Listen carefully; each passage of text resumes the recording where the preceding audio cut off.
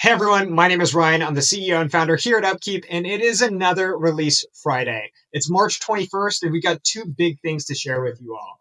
First up, we're in a brand new era of UpKeep work orders. It's a brand new experience. It's a brand new design. The layout's just so much slicker, better, faster, and we hope you like it. If you've logged into UpKeep, you've absolutely seen it already.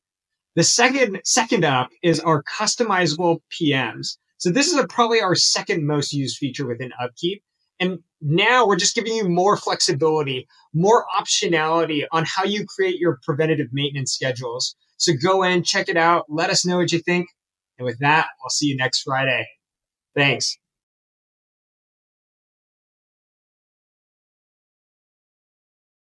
Hello there. This is Eliseo. I am a product manager here at UpKeep, and I'm so excited to go over some of the things that our team has been working really hard on. We have some big updates this week. And with that, why don't we dive right in? Our first big update is probably our most noticeable. We've updated the entire look and feel of the web experience. We've updated our fonts, we've updated our colors, we've updated our icons, all in an effort to make it easier to use and have a modern design. Find what you're looking for faster, and we can't wait to get your feedback on this, so please share it with us. And speaking of feedback, we've been paying close attention to your feedback that you've been giving us. There are a lot of amazing features in the legacy version of work orders that we have brought over into the new modern experience. The first of which is the data that is available for you to organize and look through. We've added back the columns that were missing from our new modern experience. Things like the labor cost, requested by, are available for you to manipulate within the table. You can select it, for example, whatever you need, and it'll be populated here. Your requested by, your labor cost, and you can modify it however you like, just like any of the other columns. Sticking with that same theme of bringing the classic features that you love into this new modern experience,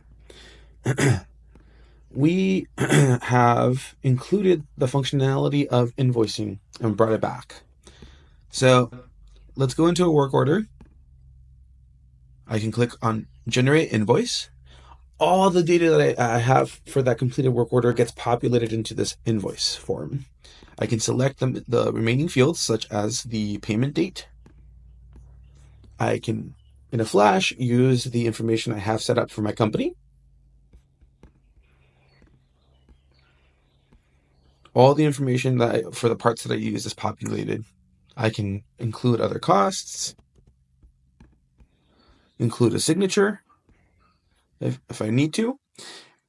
And then before submitting, I can go ahead and preview what that PDF is going to look like for the invoice. All the data matches. I can click on submit. And like magic, the invoice is saved to that work order. Can't wait for you guys to try this. Next up, we've made it easier to edit your parts within work orders. So let's go in here. Within parts, we've simplified this view, so the most important information is here at a glance. If you need to look at more details, you can click in and you go to the specific parts page. Additionally, you can go ahead and edit the quantity in line.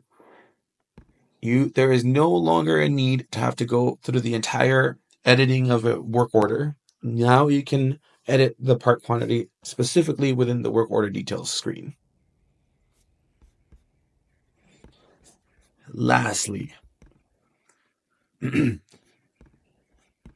let's say I need to export work orders, but I need it in a CSV format. We've brought that feature back from our legacy experience into our modern, sleek new design. I want to filter and look at my most urgent. I can go to my saved views, I see I have 4. I can export to CSV. And you'll see that only what I've selected will be available to export. So whatever's in view, that's what we'll have. I can select to export all columns or only the custom ones that I need. I click on export. And the export is complete.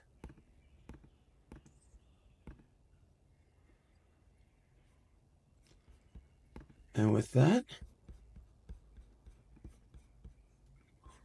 we can't wait for you to try this. Thank you.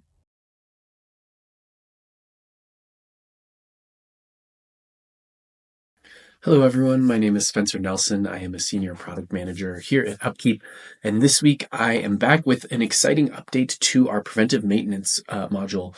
So now when you're building out a new preventive maintenance trigger or editing an existing one, you have the ability to control when work orders will be due and what time of day they should fire to be created. So when you go in here and add a schedule, in this case, I'm setting up my 2-month HVAC filter replacement. I'm going to set this up as a regular interval PM. This needs to be done every 2 months. And I'm going to say every 2 months, it will be due on the last day of that month. And I'm going to now pick what time of day that work order should be due. So I'm going to go ahead and give my team till the end of the day, till 5 p.m. on that last day of the month. And then when I come down here to create my work orders, I'm going to go ahead and just have that create 5 days before the due date. And we want that to kind of create in the morning so that it kind of rolls into our technicians' queue early in the morning when they start their day 5 days before. So I'm going to set that up at 9 a.m. So I'm going to go ahead and hit done. And now I can just add my locations. In this case, I'm going to have this be on the factory floor. The start date will be when this PM will sort of begin. So if I start this on the 21st, then, the first sort of last day of the month will be March 31st. That will be when the first one is due. Again, the last day of the month will be the 31st. So 5 days prior, the PM will be generated, and then it will be generated, 2 months out after that.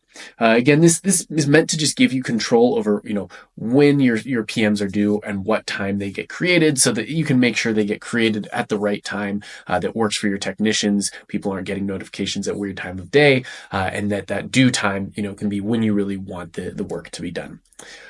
We've got more stuff in the pipe for PMs. Excited to share that with you in the coming weeks. Please let us know what you think of this one and what else you'd like to see.